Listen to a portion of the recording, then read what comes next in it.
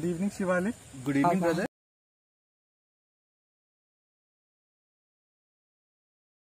इस एपिसोड में हमारे दर्शक आपसे कुछ इंटरेस्टिंग चीज जानना चाहते हैं, लॉ ऑफ अट्रैक्शन के बारे में। जी बिल्कुल शिवालिक, बेसिकली हमारे दर्शक ये जानना चाहते हैं कि लॉ ऑफ अट्रैक्शन को बिलीव कैसे करें। ये बहुत इंटरेस्टिंग सवाल है, लॉ ऑफ अट्रैक्शन को बिलीव करना। क्योंकि मैं तो पहले ये बता देता हूँ कि जो लॉ ऑफ अट्रैक्शन है, लॉ ऑफ अट्रैक्शन आजकल के जनरेशन्स में बहुत प्रचलित टॉपिक है, बहुत लोकप्रिय टॉपिक है कहा जा सकता है। क्योंकि आज के ज़माने में बिलीफ ही पहला स्टेप माना जाता है लॉ ऑफ अट्रैक्शन के लिए। अच्छा, बिल्कुल, मैं इस बात को भी सही करूँगा। मैं पहले ये बता देता हूँ, लॉ ऑफ अट्रैक्शन एक ऐसा टॉपिक है जिसको लेकर के इस पूरे दुनिया में बहुत सारे अलग अलग मिथ हैं, बहुत सारी मान्यताएं हैं।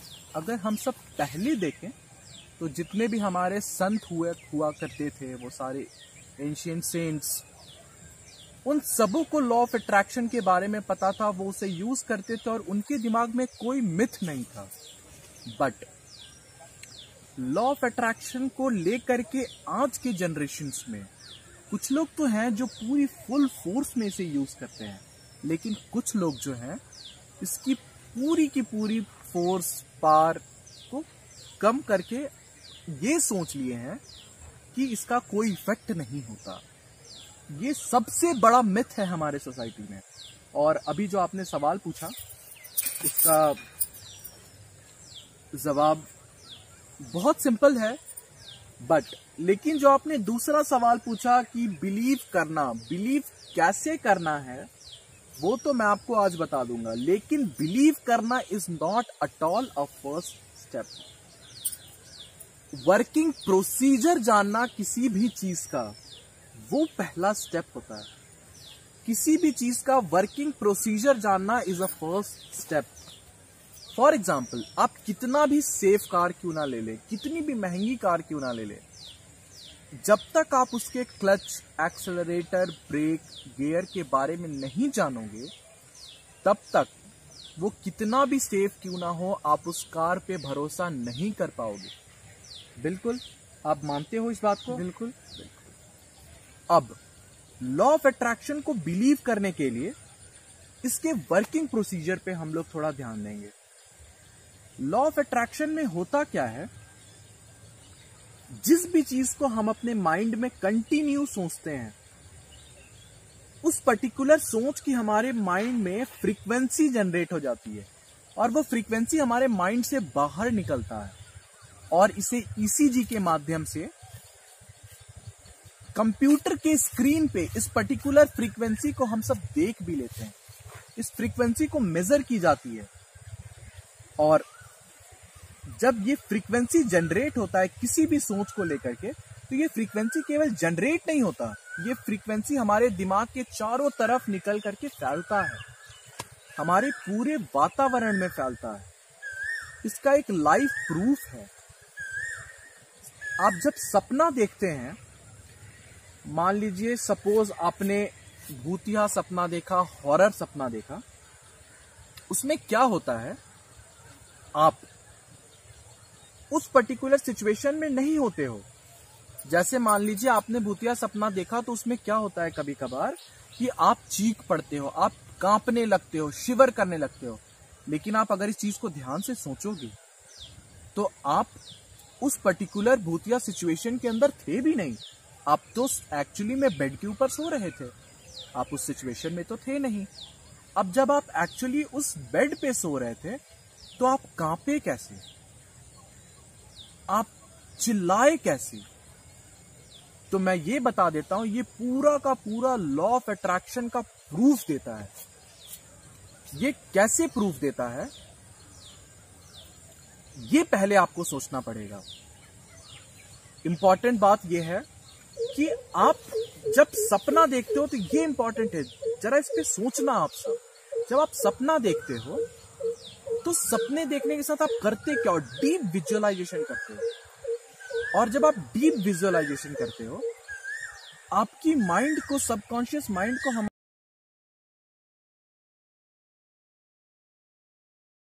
जो कि झूठ था, लेकिन फिर भी हमारा बॉडी उसको सही समझ करके, सही प्रतीत करके आपको फील करा दिया, और वो practically in real life proof हो गया।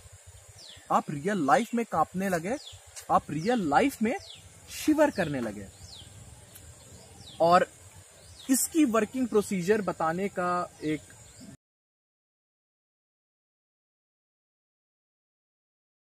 आप इस फोन को थोड़ा साइड रख दें तो अच्छा होगा, इससे डिस्टरबेंस हो रहा है।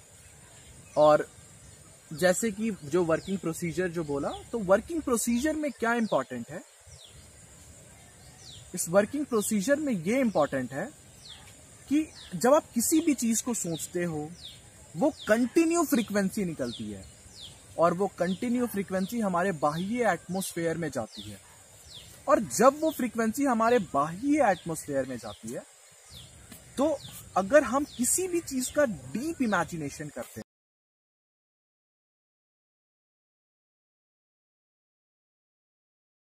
अगर उसके बारे में वो डीप इमेजिनेशन करता है कि वो साइकिल उसके पास है, तो उससे उसके सबकॉन्शियस माइंड से ये फ्रीक्वेंसी निकलेगी, ये तरंगे निकलेंगे, जो उसे उस साइकिल को दिला देगा। कैसे दिलाएगा? जब ये फ्रीक्वेंसी निकलती है, जिसको हम कंप्यूटर स्क्रीन पे भी देख सकते हैं, वो फ्रीक्वेंसी जा करके अपने समान अलग अलग फ्रीक्वेंसी को अपने समान, ये जिस भी सोच की फ्रीक्वेंसी है, सेम सोच की फ्रीक्वेंसी को पकड़ता है, होल्ड करता है, और वापस से ला करके आपको देता है। वापस से ला करके देने का main proof third law Newton का, each and every action has its equal and opposite reaction.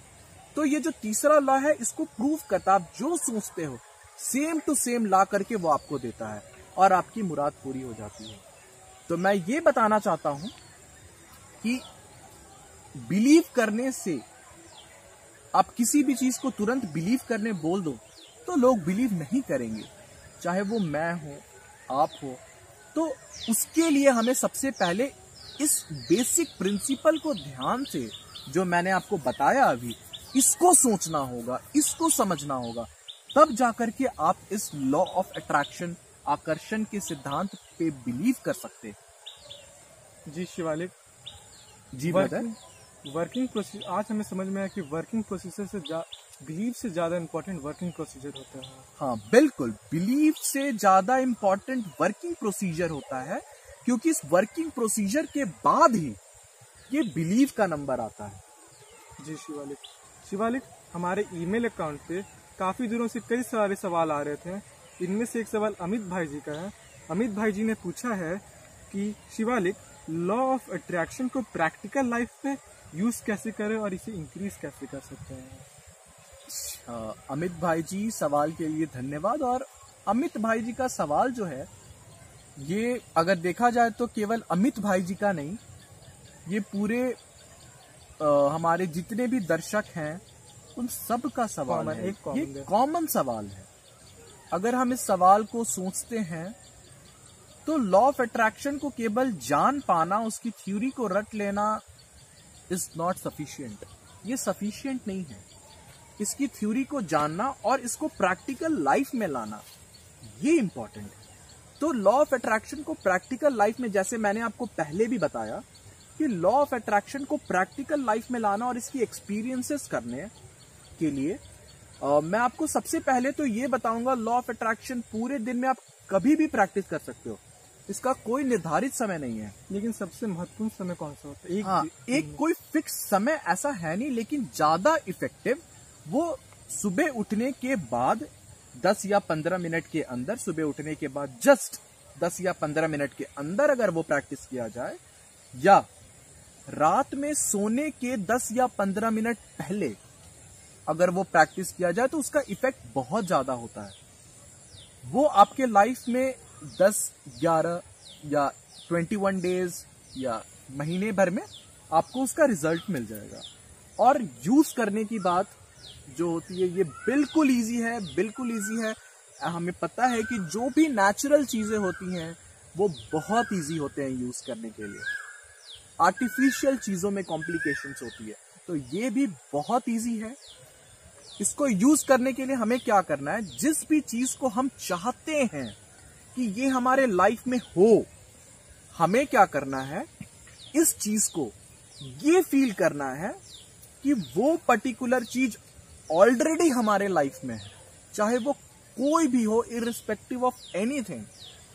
आपके दिमाग में बहुत सारे सोच आएंगे, बट इस वर्किंग प्रोसीजर को आप ध्यान में रखना और इसको सोचते रहना कि अगर कोई भी सोच आता है रिगार्डिंग टू दैट पर्टिकुलर सोच, तो इसकी फ्रीक्वेंसी जो आप चाहते हो, इस सोच की फ्रीक्वेंसी कम हो जाएगी। अगर इस सोच की फ्रीक्वेंसी के ऊपर अगर हम कोई और सोच को रख देते हैं कि शायद वो ना हो, तो उसकी सोच कम हो जाएगी, फ्रीक्वेंसी कम हो जाएगी।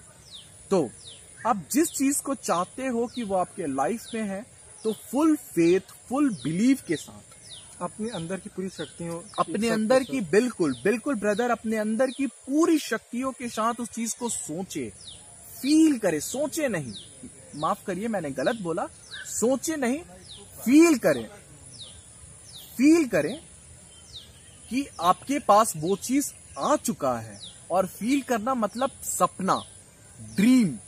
और एक बहुत बड़ा सवाल है, सवाल नहीं कह सकते, स्लोगन है जो हमारे प्रिय स्वर्गवासी एपीजे अब्दुल कलाम ने बोला है, the person who gets bigger in the life is the person who dreams more.